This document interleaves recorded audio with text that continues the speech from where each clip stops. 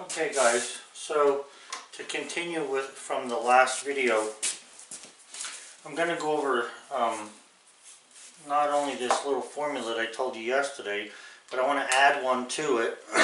And little by little we're going to figure out how to do this stuff and understand a lot of what we're going to understand some accounting lingo.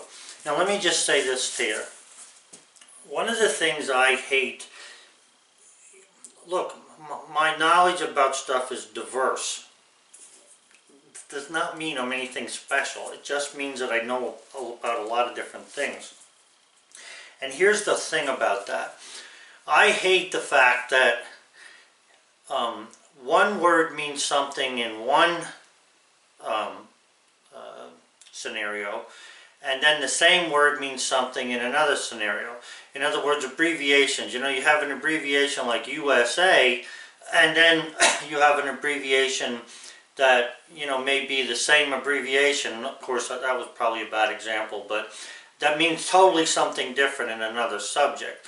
So that is very confusing to remember, all of those abbreviations. But if you don't have some of these abbreviations in your head for the different subjects like accounting or finance, then you really have a hard time getting ahead, because you don't get to understand what someone's trying to tell you.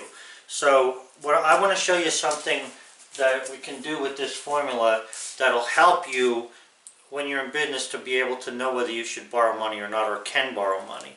Alright, so just give me a minute. Okay guys, so working capital equals current assets minus current liabilities. Okay, so I'm going to take you one step with this and show you this. And this is taking these and juggling the numbers. So current ratio, okay, current ratio, I guess I should write this out for the first time. Current ratio equals the current assets divided by the current liabilities. Okay? Now what this does is it gives you a number. Now the number, if it's less than a whole number, like if it's 0.5 or 0.1, these are bad numbers. What you want is the high whole number. So in other words, a 5 is better, a 10 is better, 15 is better, and as these numbers get higher and higher, it gets better and better with this current ratio. So let me get some numbers here and I'll show this to you. So if you look at these numbers, for the CA part of this, just remember the term current ratio. Well, and I'll tell you what this is. Current ratio is a number that banks look at for businesses now, okay, to determine how creditworthy they are, or how well it is, how their situation for being lent money. Now, you can have $20 million over here, and you can have a debt ratio that's 1.5, or you can have $10,000 over here and have a debt ratio that is 5.5, which means that the guy with this lesser amount of money is actually a better credit risk, I'm going to say, I'm going to go out on a limb here with those words, than the guy with the $1 million. And you'll understand that as you go on. In fact, it's the first thing I teach the students in project management. The first words out of my mouth of the first semester of the first class is, would you rather do a job for $500,000 or $50,000? And everybody raises their hands and tells me $500,000. And then when I say to them, but this is what this is making and this one is making a whole lot more, then they change their mind. And that's because I'm trying to teach them to not be making decisions without facts. Okay, so anyway, this current ratio has to do with your ability to get financing. Alright, as a business now, you have to be a business for this already. So if you have a $15,000 in assets and $5,000 in liabilities, the number that you have here is 3.0. Okay? Now I'm not saying that this is a great number or not a great number. All I'm saying is it's 3.0. And 3.0 is much better than if it was 0.03, for instance. Okay? So whole numbers is what you're looking for in the current ratio. That's what the bank's looking for. And the bigger the number, the better. Okay? Less than a whole number, no good. Alright, so now you see that this is for business. Now, there's also something that if you're not in business and you're talking about like using your home, for instance, to borrow money or whatever, you can do, they have a thing called DTI, and it's known as the debt to ratio, or DTI. It's known as the debt to income ratio. Okay, now that's different because on the debt to income ratio, when you take, you're using the numbers in reverse that we just used, although that's business numbers, and you want to keep that separate from that. So in other words here, let's say you're in debt $5,000, okay, and you have income of, I don't know, let's say, and this is usually a monthly thing. You know, when you go to a bank and borrow money, you're usually talking about monthly things. So you have a $5,000 debt, and you might be making, say, $8,000 a month. Okay, so and I'm going to use my calculator because I can't talk and think numbers at the same time. So 5,000 divided by 8,000 is 0.625, so 62.5%. So 62, or I'll just go to 63%, is what your debt ratio is here, okay? Now that's different, that debt to income ratio is 63%. That's actually pretty high. That means more than half of your money is tied up in debt. In other words, every month you spend 63% of the money you bring in for your debt. And the sad thing about this is it doesn't always include all your debt. And I don't like when they juggle numbers like that, and that's why any kind of thing that has to do with government lending, I don't want to have nothing to do with it. It's bad enough that they put laws on lenders, you know, on how to lend, which is, you know, it's okay for the lenders because they have ethics, but the government, like Fannie Mae, for instance, you know, they make a mistake, they screw up, they don't make any money. What do? Well, we need Congress to give us more money to offset the deficit. When you're in business, you don't have that, okay? You don't have that.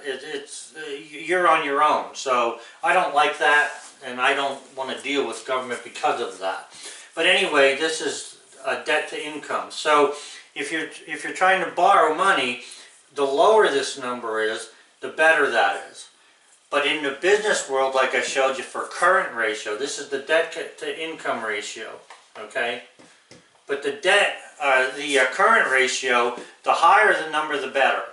Now that can be confusing because if you don't know the definition of these terms, okay, debt to income ratio, and you don't understand how they're getting the number, you could think to yourself, oh, well, this is a good number, 63 is high. If this was a current ratio, this is a very good number. But it's not a good number, really, when you're looking at debt to income. Now, it all depends on what your income is, how fast your business is operating, how fast you turn over money, and all those other things. You know, whether you get bonuses and stuff to cover major parts of debt. But anyway, this is just a little something else that we're going to add to this. So, I'm going to get this off the board, and I don't want to go into a whole lot of numbers here because I'll lose you, and I don't want to do that. Alright, so here's the other thing that I want you to know. If you watch my videos, you're going to learn 3 things from me. The first thing you're going to know is that my videos are laced with ethics. Okay? That's number 1. The next thing when it comes to business that you're going to learn from me, how the heck yeah, that's opportunity, is I'm going to talk about opportunity, okay?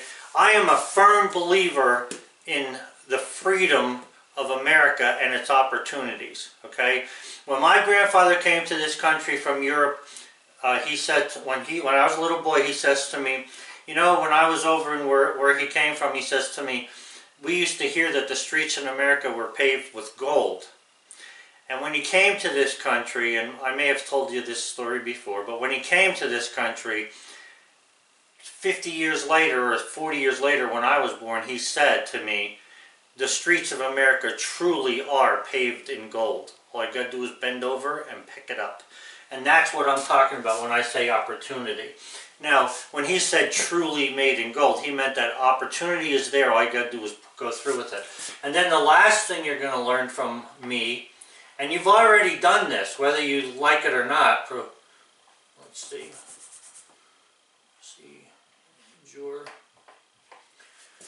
Is procedure. Now, the way I look at these things is like this. To me, and this is my own thinking, and this is the way I teach, ethics will carry you through a lot of problems. If you maintain your ethics, okay, throughout your life, you will do well. I don't care what anybody says. I'll give you a perfect example of this in the latest news. You know the guy who has from Virginia that put a black face on and they're in an uproar over this stupid crap? And this does not diminish black people, because in a second you're going to hear what I have to say about the whites. So anyway, this guy, during Halloween or whatever this reason was, he put on a black face. So now, 40 years later, okay, they're saying, okay, this is your ethics. Well, if his ethics would have been good at the beginning, maybe he would have said, you know, I don't want to make fun of somebody else or whatever. And maybe that's not even what happened. But that's what they're making it look like happened. And by the way, I want to say this. Being a white person, I'm offended by mimes. Because these guys are always wearing white face and they're always putting their hands in front of my face. Now that's stupid, and I really don't mean that, but I'm just saying that's where I could go with that. So let's end the politics. Alright, so anyway, we have ethics. And in my mind, ethics will carry you a long way. Opportunity. Ethics helps you to recognize opportunity, okay? Because if you have ethics, you're going to know the right and wrong things to do when opportunity comes. Opportunity can come in a number of ways. It can come by, oh, I have a whole truckload of cherry logs for you. I'll give them to you for half price. Okay, that sounds good. There's only one problem. They were stolen. Well, if they're stolen, my ethics is telling me hands off. So don't buy them, you know. Now, if you're the type of person where you want to take a gamble and risk yourself on that, then be my guest. But that's not what I'm teaching. So ethics is number one. Opportunity can be judged by ethics. Should I do it? Should I not do it? Now, if a truckload of cherry logs come in and the guy says, hey, I'm selling these freaking things cheap. And in fact, I'll give you a perfect example. That was a true story. When I owned my lumber yard, Georgia Pacific, and I'm talking about a big yard, Georgia Pacific says to me, listen, we have an abundance of 1x12 pine boards. Number two, do you want to buy them? We'll sell them for half price. I'm going to tell you something. I gathered as much money together as I could to buy as many skids of 1x12 that I could possibly buy, because I was always using it. I used it all the time. So, and I could sell it easily, and I could cut it up into smaller boards and make more money on it when I cut it up. So opportunity exists, but you got to use ethics to figure out whether you can do with it. For instance, I did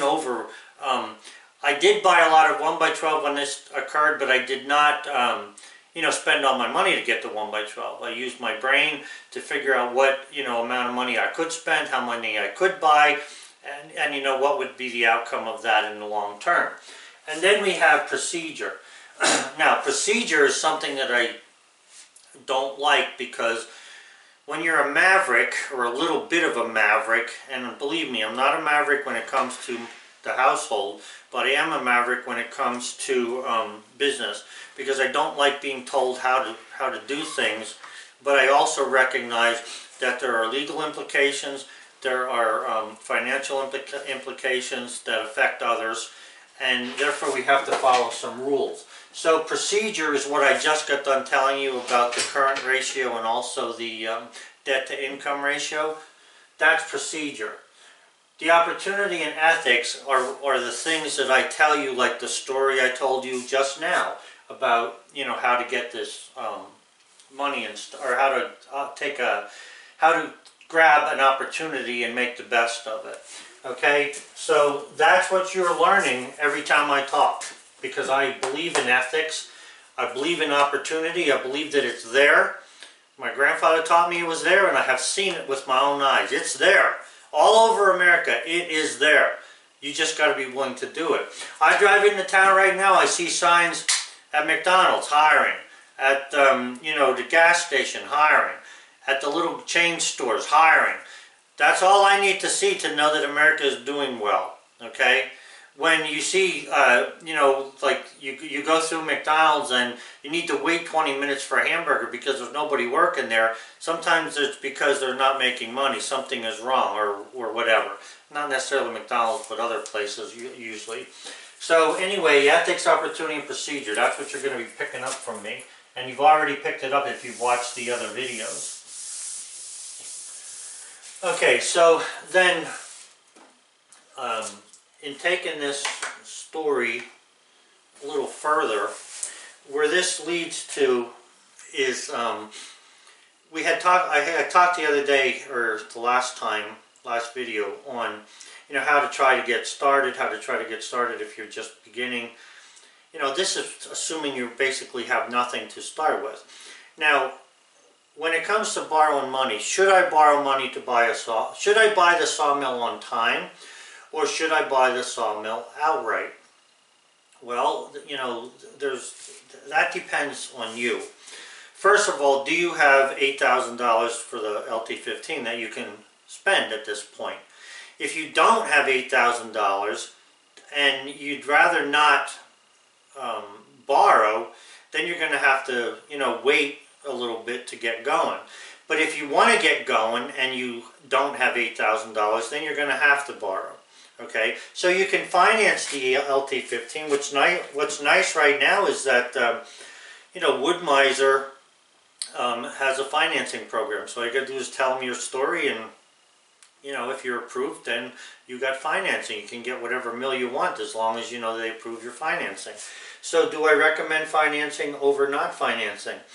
Well, let me put it to you like this. When I look at my assets and liabilities and my current ratio, okay, or my current ratio, it looks better if I have an asset of $8,000 and have a debt liability of 0 than it does to have a liability of, you know, 8 and assets of 8. And that's what happens when you borrow. But you pay this down, and this is what business is. It's an alive entity. It continues forward. To get started, now we're talking about getting started in business. Like I say, if you have some sort of an income, I don't care what it is or where it comes from. If you save money every month, then you can go ahead and, you know, if you have the money to make the payment on whatever product or whatever thing you're buying, whether it be the Wood-Mizer or a bulldozer or whatever. If you have the money left over at the end of the month and you're working right now as you know, at a regular job, then if you have money left over, certainly you can buy this. It's no different than should I buy a new car or should I not buy a new car. That's totally up to you. The variables are almost endless.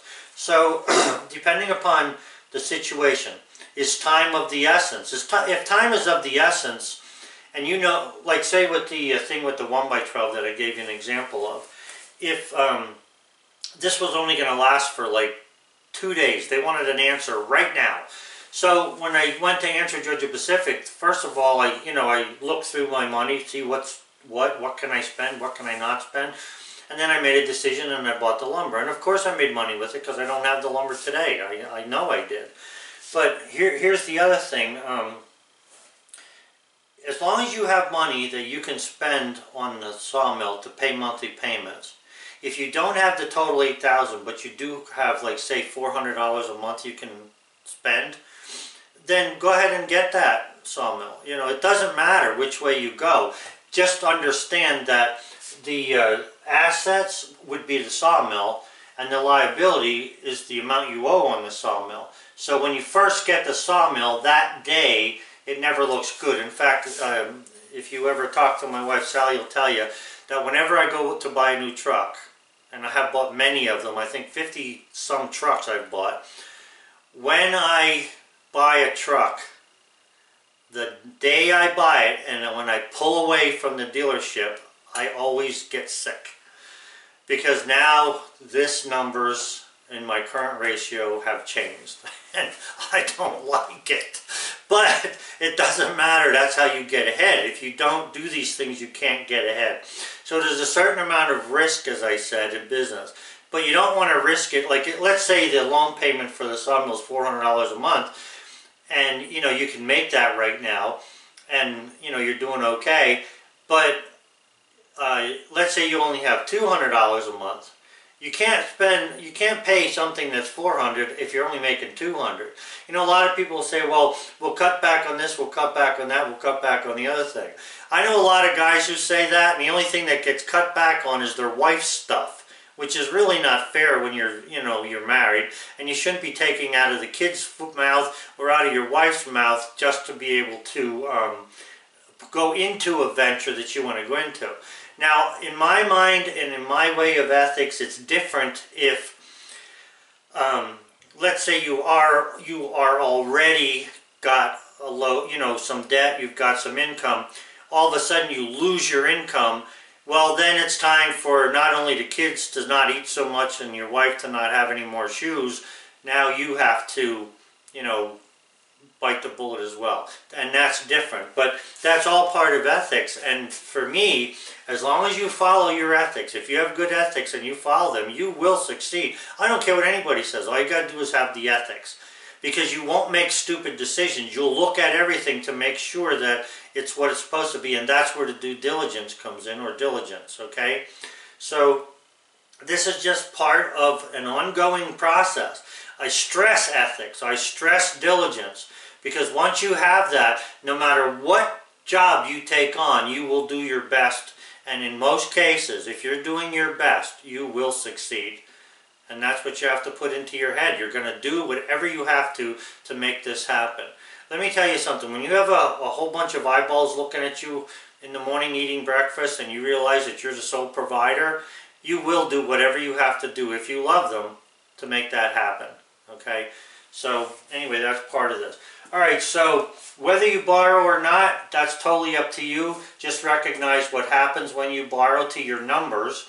That doesn't mean that from day one you can have all perfect high numbers, because you're not going to have. There are going to be times in business when, like right now for instance, when you have a 3 feet of snow and the guys can't get in the woods to really cut logs or whatever, and I know that there's all kinds of heavy equipment, but I'm just saying, if you have a small operation, then you're kind of slowed down.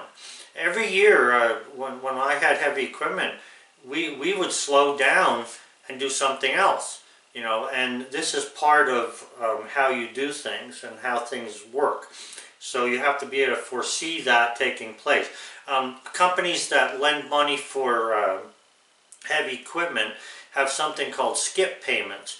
So what happens is you buy something and they'll ask you, which months of the year are slow for you, because those will eliminate. So you might not pay a payment, say January, February, March, or something like that.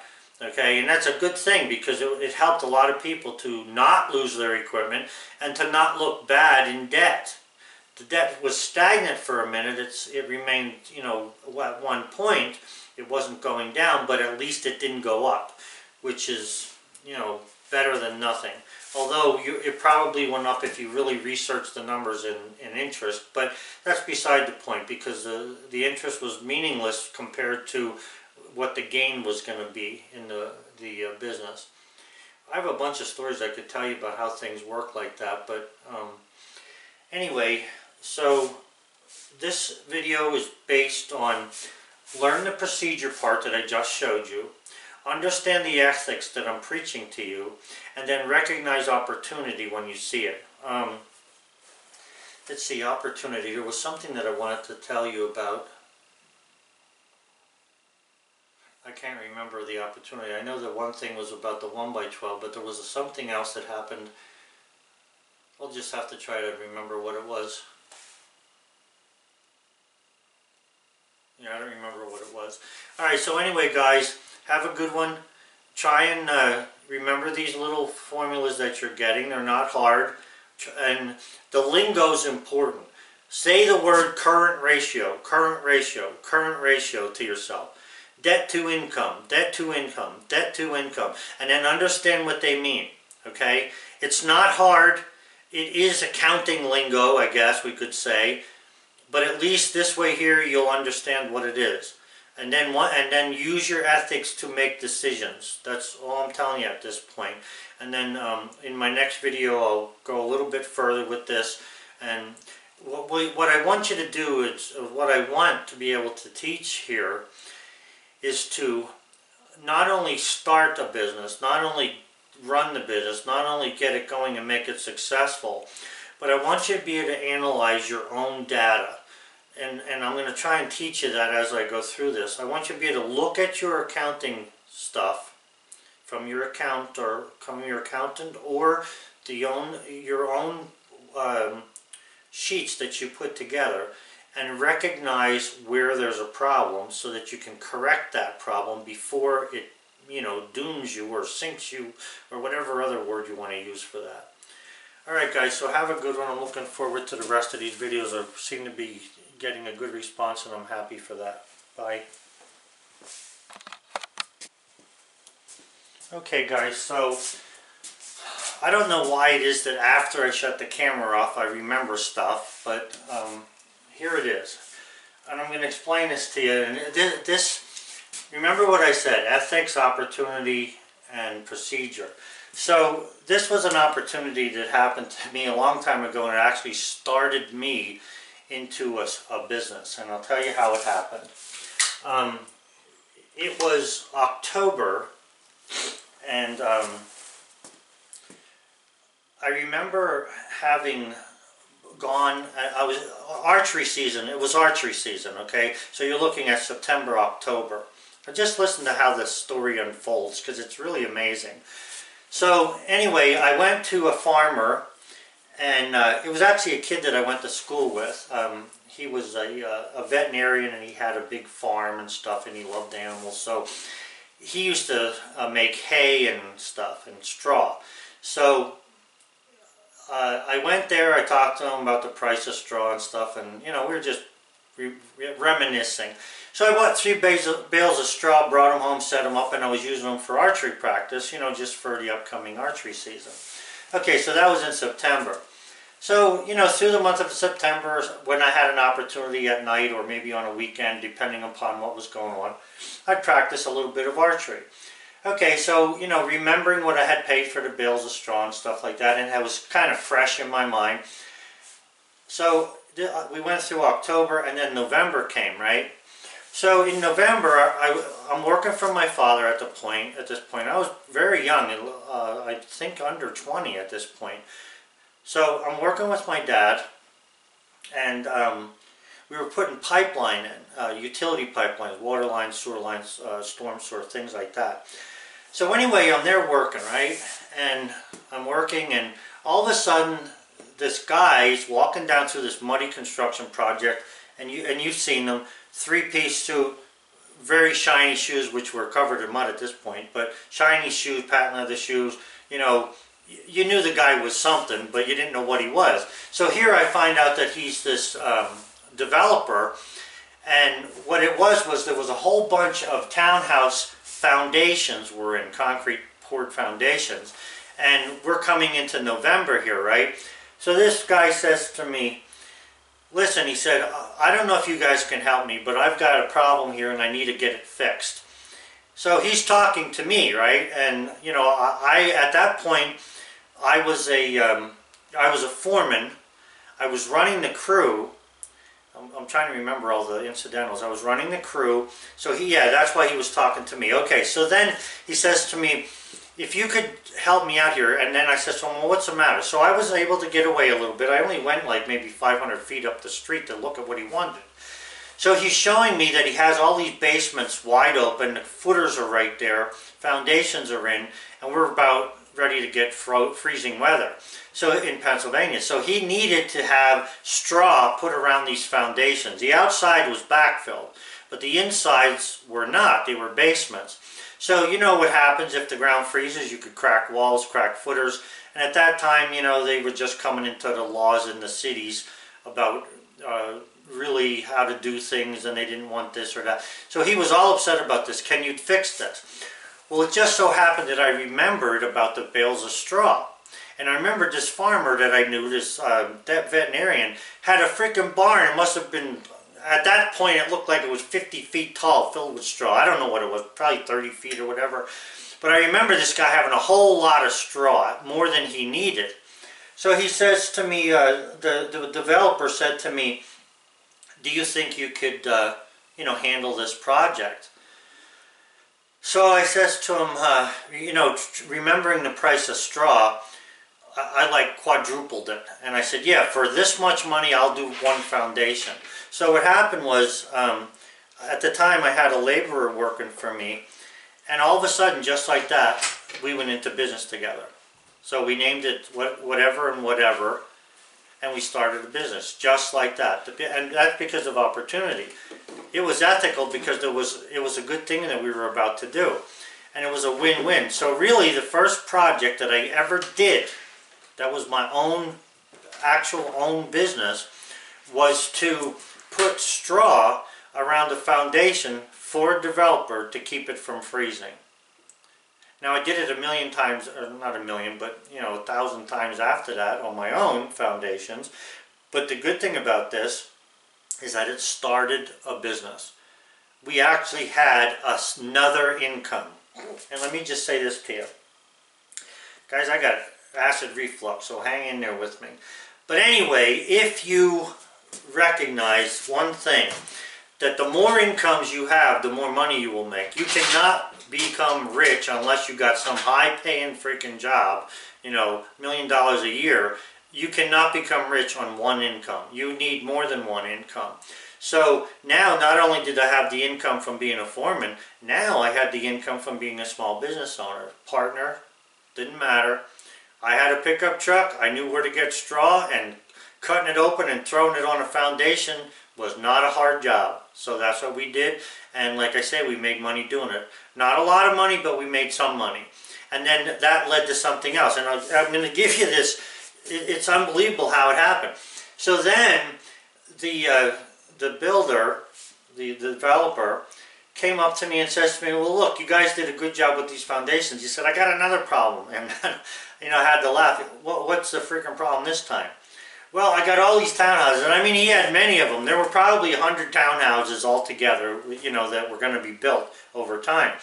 He says to me, the guy who does my concrete foundations doesn't want to come back and do the little concrete pad in front of the front door and the patio door in the back. So I think the back patio door was like, I don't know, maybe an 8 by, I want to say like an 8 by 10 pad, 8 by 12, and the front one was like a 4 by 3 pad, concrete pad. Now you can pretty much buy the 4 by 3s, you know, in a monolithic pour, but what it is this was an opportunity. So here we, not only did we put the straw down for him, but now he wanted us to pour concrete. Well, we already knew how to pour concrete because we did it in pipeline work. So, okay, yeah, we'll do that. So I gave him a price, and the next thing you know, we're doing concrete work. And this is how I learned to do so many things, because of opportunity, okay? There was nothing wrong with the opportunity. We weren't hurting our own, I wasn't hurting my father's business by being a foreman for him and taking on other work, because I was doing that stuff at night and on weekends. So I'm just saying to you that opportunity exists. You just have to say yes to it when it comes. You know, don't be afraid of opportunity. A lot of people have said to me, oh, well, if you get every job you bid on, you're probably not bidding properly. I beg to differ with that. And I say that because if you look at a job and you look at it very well, and you're not one of these who do by the square foot. If you did things by the square foot, and I'm talking about building now, not lumber. The lumber you need to do by the board foot. But if you do building and you charge only by the square foot price, there are big jobs you lose because your prices are too high. I never did that. I like doing it by, I mean, I've done square foot prices. If somebody's pressuring me for a price, I'll give them a square foot price. But if somebody wants me to figure out whether I'll do this at a given price, I want time to sit down and figure it out. And that's what I'm telling you. Take the time to figure this stuff out. Be ethical. Ethics is not when you say, well, let's see, we did one of these 3 years ago, so we're going to take and add 3 times to that, and that's the price. Maybe the thing went down in price. Maybe the price of concrete's down. I don't know, but ethics should dictate to you to research it and do it again. I find so many estimators, project managers, small business people who are quick to throw out a number that they haven't even considered, and in most cases the number's either too high or too low. Very seldom is it right on. Only the sharpest can come up with it right on all the time. So anyway guys, I hope you've learned something from this video, and I'm glad that I remembered that little story, because that was something that got us started into, you know, a multi-million-dollar business. It was a little thing that just erupted. Okay? Thanks a lot, guys.